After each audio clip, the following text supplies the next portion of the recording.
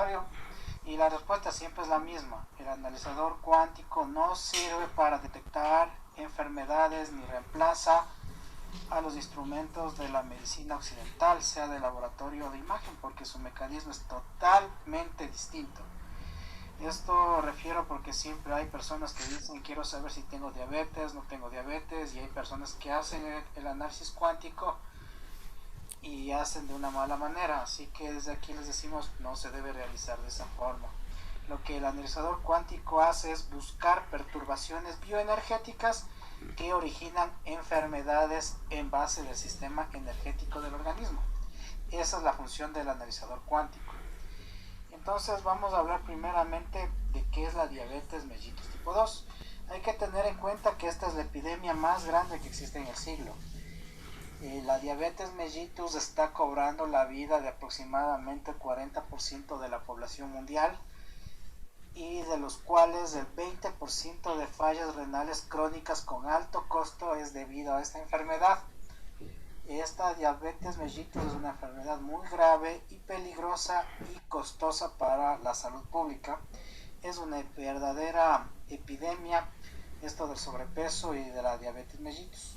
Bueno, hablemos qué es la diabetes mellitus tipo 2 o simplemente diabetes tipo 2.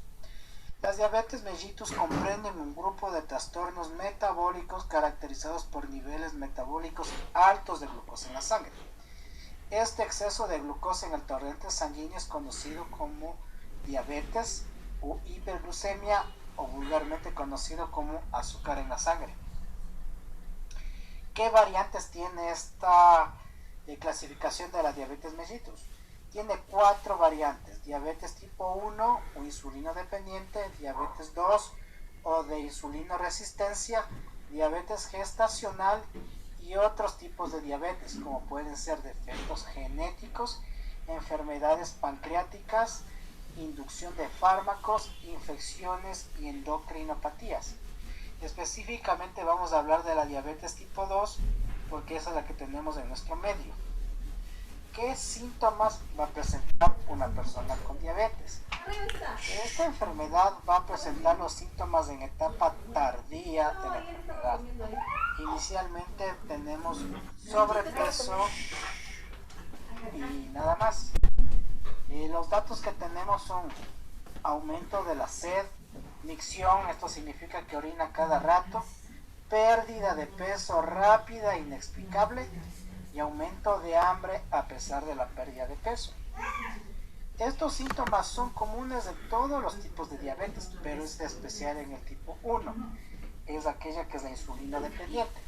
En la diabetes tipo 2 es progresivo, asintomático, y el diagnóstico se realiza de forma rutinaria con exámenes de sangre, en especial lo que se refiere a la hemoglobina glicosilada A1C. ¿Qué complicaciones tenemos con esta enfermedad? Tenemos cuadros graves que pueden conducir a cetoacidosis diabética. Estos síntomas incluyen confusión, respiración rápida, dolor abdominal, náuseas, alientos a frutas y pérdida de la conciencia. Y esto puede ser mortal y se debe ser manejado en emergencias y en ocasiones en terapia intensiva. ¿Cómo diagnosticamos la diabetes? Para ello nosotros tenemos que medir la hemoglobina glicosilada A1C. Esta hemoglobina glicosilada se encuentra adherida al interior del eritrocito y esta se oxida a lo largo del tiempo. Entonces, utilizando un aparato de diagnóstico biomédico llamado el espectrofontómetro, logramos detectar qué cantidad de hemoglobina A1C hay en sangre. El valor normal es menos del 5.7%. Prediabetes cuando está en 5.7 y 6.4%. Y diabetes cuando ya tiene el 6.5%. Estos valores de la hemoglobina glicosilada A1C se pueden ser tomados en cualquier rato del día y no es necesario que estés sin ayunas. Esto es fundamental. Estos exámenes no son caros y se lo puede pedir cualquier persona que preste salud. Puede interpretarse los resultados. Bueno, segunda cosa que tenemos en cuenta es que un paciente que tiene prediabetes tiene un riesgo de desarrollar un 50% más de diabetes dentro de los 5 primeros años. Es decir, si hoy estamos en el 2020 y una persona me llega con un valor de 5.7 a 6.4, dentro de los 5 años va a desarrollar diabetes con una probabilidad bastante alta del 50%. El examen de la glucosa en ayunas también nos sirve, es más barato que la hemoglobina A1C, aproximadamente en nuestro medio lo están cobrando entre 2 o 3 dólares, e incluso lo pueden hacer en base del GlucoCheck que venden en las distintas farmacias, se pinchan en el dedito en ayunas y ya tenemos el valor. El valor normal tiene que estar entre 90 a 110. De 110 a 116 a 120 es prediabetes y más de 126 miligramos de decilitro es de diabetes. Cuando hacemos la prueba de la dextrosa tomando glucosa superior a 200 miligramos después de 2 horas, vamos a encontrar un valor superior a 200 miligramos y tenemos diagnóstico de diabetes. Y si es que tenemos síntomas de diabetes, más un análisis de glucosa en cualquier momento del día que tenga 200 miligramos de decilitro, ya estamos pensando en diabetes. Entonces, como nosotros podemos ver, la diabetes se la detecta únicamente a través de los exámenes de laboratorio de forma rutinaria. Estos exámenes no son costosos y son de gran ayuda para diagnosticar y prevenir las complicaciones. Por cierto, la diabetes es reversible y eso ya lo vamos a ver en otros temas porque es otra fisiopatología muy distinta a lo que nos están acostumbrando a dar la medicina occidental. La diabetes es reversible, pero hay que actuar rápido. ¿Qué efectos presenta la diabetes mellitus en el cuerpo? Esta es una enfermedad crónica donde la glucosa sanguínea va a destruir y degenerar varios órganos vitales. ¿Cuáles son estos órganos vitales? Riñón, retina, sistema nervioso y el sistema vegetativo. 2. Existen enfermedades asintomáticas, casi indetectables en el inicio de la enfermedad, como son pequeñas lesiones en el riñón por glucosuria o pequeñas lesiones a nivel de la retina. La retinopatía diabética recién se va a iniciar después de 8 años haberse presentado los cuadros sintomáticos de la diabetes. Claro que esto puede acelerarse dependiendo del índice de masa corporal porque hay factores que agravan la diabetes. También la diabetes destruye a los grandes vasos sanguíneos acelerando el proceso de la aterosclerosis. La aterosclerosis empiezan a formarse placas grandes a nivel del encéfalo, de las piernas y obstruyen la circulación produciendo derrames cerebrales, enfermedades cardiovasculares, infartos de corazón, oclusiones arteriales, infecciones y también ataca a otros tipos de órganos generando el hígado graso. De hecho, el hígado graso va de la mano con la diabetes, infecciones que pueden ser severas a crónicas. El síndrome de ovario poliquístico también puede originar a la diabetes, el Alzheimer y algunos tipos de cáncer. La retinopatía diabética es la principal causa de ceguera en Estados Unidos. La retina es una capa nerviosa sensible a la luz que se encuentra detrás del ojo. Los vasos se destruyen y empiezan a formar cicatrices. Existen procesos infructuosos de neovascularización y mayor destrucción y formación de cicatriz. Unas 100,000 personas quedan ciegas cada año en los Estados Unidos y esta afección depende de la duración de la enfermedad. La retinopatía diabética se manifiesta hasta 7 años antes que se diagnostique la diabetes mellitus. Esto es importante porque en nuestro medio siempre hay personas que pierden la visión debido a la retinopatía diabética. Esta retinopatía diabética, según la medicina occidental, es irreversible y no hay nada más que hacer, pero con nuestra medicina sí podemos revertir y hemos tenido mejoras. Indiscutiblemente, sí han habido mejoras. Nefropatía. Cuando hablamos de nefropatía nos estamos refiriendo al riñón. Esto se debe a que la glucosa empieza a destruir a los glomérulos. La nefropatía diabética representa aproximadamente el 44% de fallas renales crónicas, una cifra bastante amplia.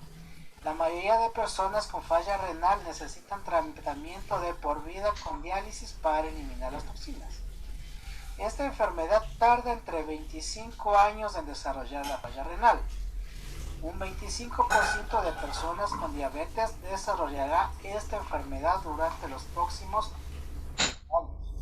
Esto es lo más peligroso de la diabetes, porque la falla renal es costosa, es dolorosa. El único trasplante es realizarse un trasplante de renal, y la diálisis son como elementos paliativos porque esta enfermedad sigue avanzando. Por eso la diabetes debe ser diagnosticada a tiempo y debe ser revertida a tiempo. Continuemos. Neuropatía diabética. El daño del nervio de los diabéticos afecta aproximadamente al 60 y al 70% de los pacientes. Una vez más, cuando más larga sea el padecimiento como la diabetes, mayor será la extensión de la enfermedad. Los principales síntomas de la diabetes mellitus son hormigueo, entumecimiento, ardor y dolor. Esta neuropatía diabética afecta a las extremidades como es piel, los brazos, las piernas, y se manifiesta con lo que dije. El dolor generalmente es debilitante. Los síntomas se manifiestan con mayor intensidad en la noche, es de hábito nocturno. Lamentablemente la mayoría de antiinflamatorios y analgésicos, incluyendo la morfina, son ineficaces. Nosotros hemos tenido buena respuesta administrando ozono en estos pacientes. ¿Por qué razón? Porque el ozono logra estimular la secreción de enzimas proteolíticas que ayudan a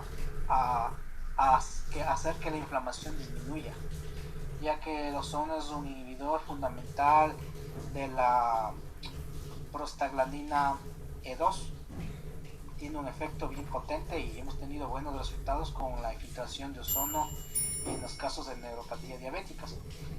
Al examen físico se detectan alteraciones de la sensibilidad, pérdida de la temperatura corporal y pérdida de peso de las partes afectadas. Puede ocurrir la artropatía de Charcot o pie de Charcot. Es un daño total de la circulación con una inflamación y un dolor bien complicado. Esto es lamentablemente una parte terminal de la diabetes, cuando empiezan a atacar articulaciones grandes como son la rodilla o el tobillo. La miotrofia diabética es debilidad de las piernas y muslos y el paciente ya no puede caminar. Además de ello hay que sumar el pie diabético que puede ocurrir. La aterosclerosis.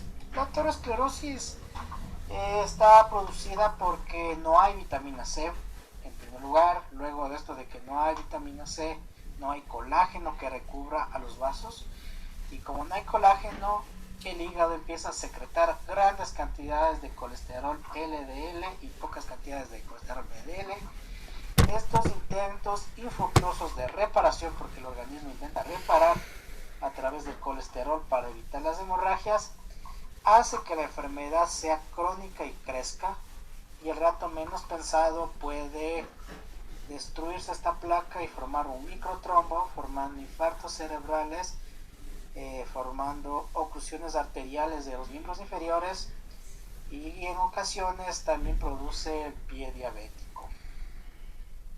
Con respecto a la aterosclerosis, es otra fisiopatología muy distinta a la que nos dan en la medicina occidental.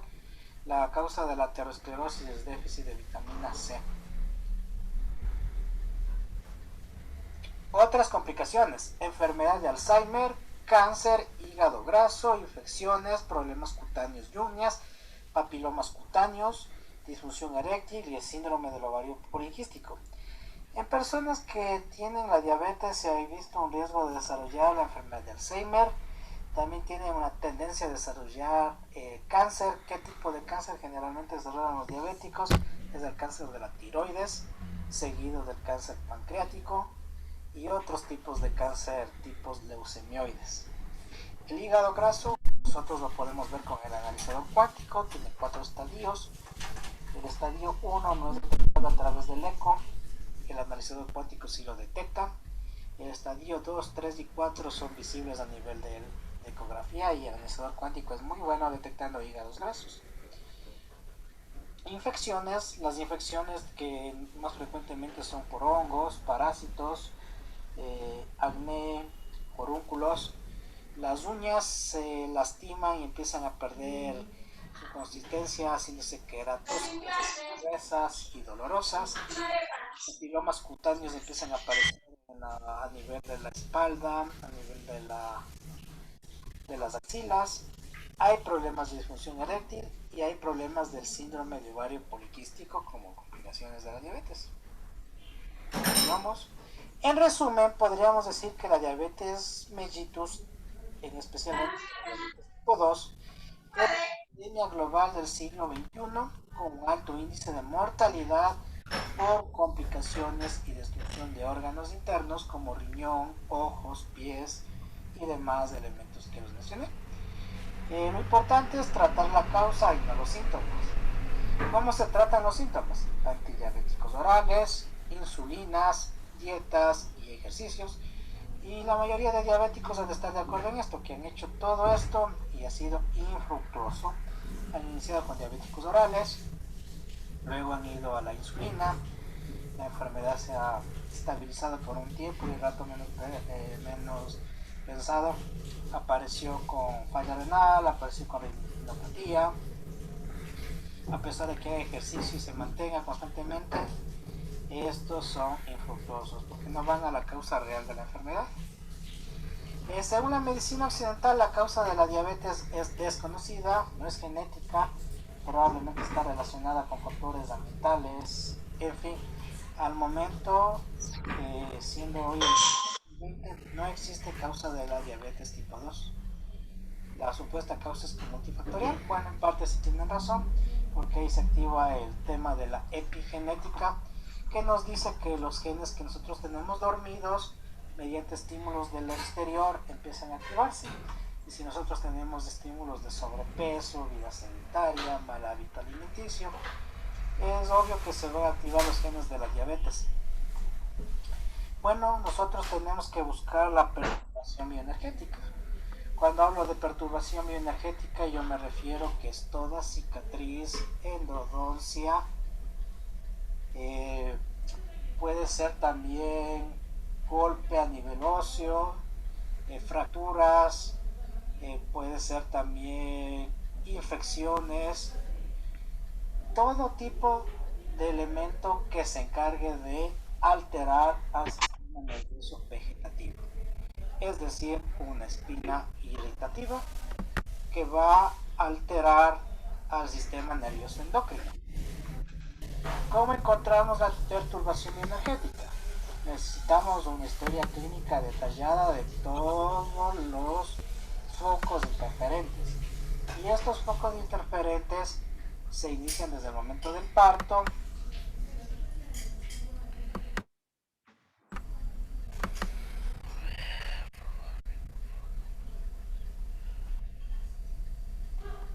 porque hay que saber si fue natural o cesárea. Normalmente cuando el parto es natural, los niños se golpean con la sínfisis del pubis y ahí tienen su primer foco interferente que empieza a producir lesiones. Segundo, tenemos que buscar las cicatrices, porque estas cicatrices alteran el sistema nervioso vegetativo y pueden producir o predisponer para que se forme la diabetes. Realizar un análisis dental en busca de endodoncias. Las endodoncias son generadores de toxinas y focos interferentes, y también los terceros molares. Y el más importante de todos los focos interferentes, es la grasa abdominal, la obesidad, y este es el verdadero causante de la diabetes tipo 2. La obesidad actualmente es una epidemia de carácter mundial. Muchas veces en nuestro medio, en especial Latinoamérica, somos proclives a desarrollar obesidad. ¿Cómo sabemos si una persona es obesa? Utilizamos el índice de masa corporal, que es peso por altura al cuadrado, medido en metros. Y tenemos estos datos: menos de 18.5 peso bajo, de 18.5 a 24 peso normal, de 25 a 29 sobrepeso, de 30 a 34.9 obesidad, de 35 a 49 obesidad grave y más de 40 obesidad mórbida. Pero estos datos de aquí son relativos. Los datos que nos da el analizador cuántico son más exactos, y ya lo voy a demostrar por qué. Porque el analizador cuántico nos da unos valores más sensibles para saber si una persona está obesa o no. Y por esto vamos a analizar la discrepancia de las tablas de la obesidad. Las mujeres que tienen un índice de masa corporal de 23.9, o sea, nos ubicamos de nuevo en la tabla, 23.9 está en el peso normal, tiene un riesgo del 360% más elevado de padecer diabetes tipo 2 que las mujeres con un índice de masa corporal inferior a 22. Entonces, tiene que estar, aquí hay un exceso de peso con dos variantes casi continuas, de 23.9 a 22. Lo que realmente es sorprendente, ya que se considera que un índice de masa corporal de 23.9 está claramente dentro de un peso normal. Por esa razón, los datos que nos da el analizador cuántico son más exactos en la detección de sobrepeso. Un aumento de peso de 5 a 7 kilos incrementa un 90% de riesgo de diabetes de tipo 2. Miradme bien, un aumento de peso de 5 a 7 o 9 kilos incrementa un 90% de riesgo de diabetes tipo 2. Un incremento de peso de 8 a 9 kilogramos incrementa en un 200% el riesgo de diabetes tipo 2. La pérdida de peso, esto es al contrario, la pérdida de peso reduce el riesgo en un 50%. Por esa razón nosotros tenemos que atacar el foco de interferencia que es la obesidad en la diabetes, a más de las endodoncias, a más de los golpes y de las cicatrices, porque todo ello en conjunto activan los genes epigenéticos para que se desarrolle la diabetes. El exceso de peso incrementa el riesgo de muerte. Este es un nuevo dato, no un poco escalofriante, no, aquí ya ni siquiera hablamos de diabetes, sino de muerte directamente, porque el exceso de peso directamente va al cáncer, directamente va al infarto al corazón, directamente va a alguna enfermedad grave. Entonces el exceso de peso incrementa el riesgo de muerte. El índice de cintura-altura. El óptimo de la... Bueno, con respecto a esto existen varias escuelas, varias medidas. El analizador cuántico nos da los datos precisos de cuánto debe de tener y en qué datos está. Pero en caso de no disponerlo, lo mejor es que una persona se tiene que dividir la altura en dos para obtener un perímetro de cintura inferior a la mitad. Si está inferior a la mitad, está en un buen perímetro de cintura. Si está por encima, ya tenemos un problema de diabetes. Es decir, si tenemos a alguien de unos 78 metros, dividido para 2, tiene que ser inferior a 89 centímetros. Esto es un dato fundamental porque el analizador cuántico sí nos da estos datos. La grasa visceral. La grasa visceral está localizada dentro del hígado y el páncreas y se denomina grasa intraorgánica. La grasa localizada en la pared abdominal se denomina omental. La grasa intrahepática o hígado gráfico es crucial para el desarrollo de la insulina resistencia y el cáncer.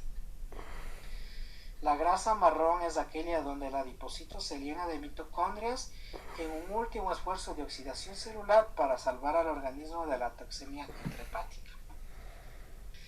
Este dato de la grasa visceral nos da el analizador cuántico y con buena precisión.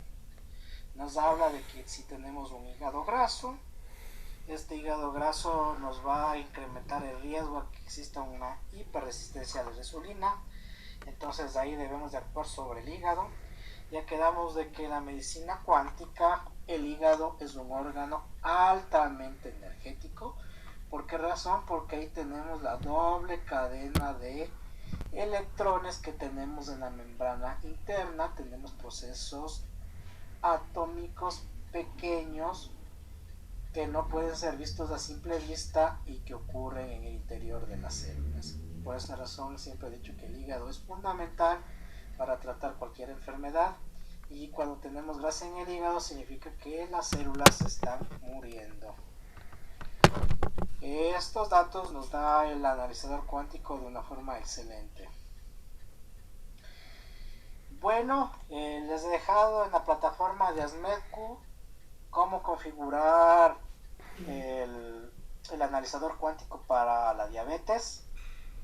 También les he puesto algunos ejemplos de cómo puede venir un paciente a la consulta, porque generalmente puede venir un paciente que es diabético, tiene falla renal, pero todos los resultados le salen en verde.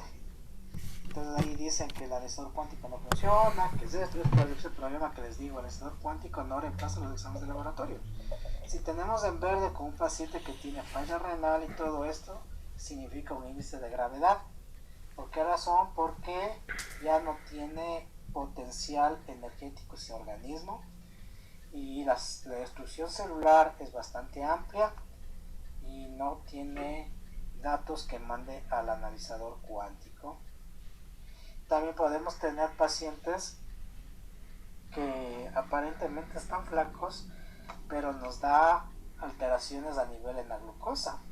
Y ellos se pueden hacer un examen de laboratorio de glucosa y van a ver que no presentan ninguna anormalidad.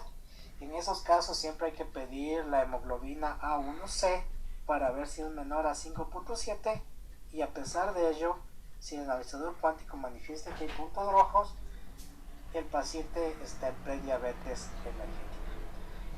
Con respecto a la medicina cuántica, la diabetes es un problema de calor interno originado en un órgano grande que es el triple calentador, que un inicio empieza a generar bastante calor de entropía. Este calor empieza a consumir los líquidos internos, por esa razón el paciente tiene sed y necesita agua para apagar ese calor interno. Al acabarse los líquidos internos empiezan a quedar toxinas y estas toxinas empiezan a quemar al riñón. Entonces por esa razón existe la falla renal. Y una vez que el riñón empieza a lesionarse también el hígado. Y el hígado es el reflejo de lo que ocurre a nivel de la retina. Existe una relación del hígado con relación a la retina y cuando está lesionado el hígado, la retina empieza a lesionarse. Por esa forma, una buena forma de devolver la visión en los pacientes que tienen diabetes mellitus es tratar el hígado, tiene que tratarse el hígado graso. Para eso existen varios métodos, vitamina C en megadosis. Cuando hablo de megadosis me estoy refiriendo a, como yo les dije en el curso, a una dosis superior de 4 gramos cada 8 horas. Esa es la dosis de megadosis. O 1050 picogramos intravenosos. Y con respecto a la megadosis nos podemos disparar, podemos poner hasta 200 gramos intravenoso, pero en pacientes con falla renal no se puede hacer eso sí está totalmente prohibido. La megadosis de vitamina C en pacientes con falla renal no nos sirve de nada. Ahí hay que utilizar otras formas de tratamiento. Y finalmente, una vez que se empieza a alterar el hígado, se empieza a alterar la circulación, empiezan a haber derrames cerebrales por alteración hepática, empiezan a haber ictus, fallas cardíacas por alteración de los 5 elementos. Nosotros ya hablamos de los 5 elementos en el curso y esto es fundamental porque con base de esto se entienden muchas cosas. Bueno, les dejo en la plataforma ASMED-QRG cómo configurar para el manejo de la diabetes, aunque ustedes ya pueden deducirlo, hígado graso, grasa abdominal, parámetro número 25, bueno, en fin, pero ya les dejo más detallado para cómo configurar. Y próximamente hemos de hablar algunos casos de cómo interpretar la diabetes y que no haya ningún problema. Soy el doctor Guillermo Tapia, nos vemos hasta pronto. Nosotros hemos visto una grabación que tenía en el curso. Esta es una grabación bastante completa, bastante didáctica de lo que corresponde a la diabetes tipo 2. Estamos para pendientes de algunas preguntas. No sé si tengan alguna pregunta o algo los espectadores. Yo no. Sí, dígame. Aló. No tengo ninguna. Ya, verán. Supongo que solo, ¿Mandé? bueno, estaba pensando que si el analizador, para configurarlo, ¿verdad? Se pone también en sistema así más sensible. Para la diabetes, bueno, no es necesario ponerle más sensible a menos de que usted haga algún tipo de terapia alternativa, ¿no? Hay que tener en cuenta que nuestro organismo es eléctrico, ¿no? Y la azúcar en la sangre hace que la electricidad no fluya, ¿no? Entonces muchas veces los resultados van a salir nulos, por eso la mayoría de veces va a ser como si fueran normales, con glucosas de 200 a 300. Esto se debe al problema de la glucosa. La glucosa es un mal conductor de la electricidad y dificulta el diagnóstico, ¿no? Entonces no es necesario ponerle en máxima sensibilidad. Salvo que usted haga medicina, terapia neural, y busque el colágeno, ahí sí es bueno, ¿no? Porque a nivel de lo que es huesos, a nivel de lo que es dientes, el analizador cuántico sí tiene buen resultado a pesar de que sea diabético, ¿no? Pero cuando hacemos medicina para el día a día de forma convencional, no es necesario poner en mayor sensibilidad. ¿Sí? ¿Alguna otra pregunta que tengan?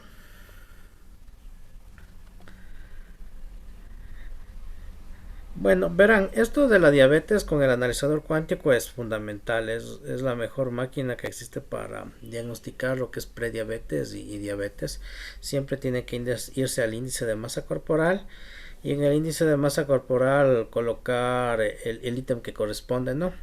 Y nosotros utilizamos otra escala que es distinta a la escala de la OMS y demás entidades de nutrición porque nos da datos más sensibles. Como vieron en la exposición, el incremento de los ítems del índice de masa corporal de 22 a 23 eleva a 320% el riesgo de diabetes.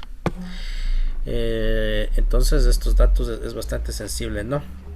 Y la escala normal de la OMS lo detecta como si fuera normal y la mayoría de pacientes no hacen nada, ¿no? Para prevenir esta enfermedad. El 50% de las personas que tienen un índice de masa corporal por encima del peso según nuestra escala va a desarrollar diabetes dentro de los 5 siguientes años si no se hace un cambio en el estilo de vida, si no se busca las perturbaciones energéticas. Entonces hay que hacer bastante hincapié cuando tengan un paciente y se les hable de este riesgo, ¿no?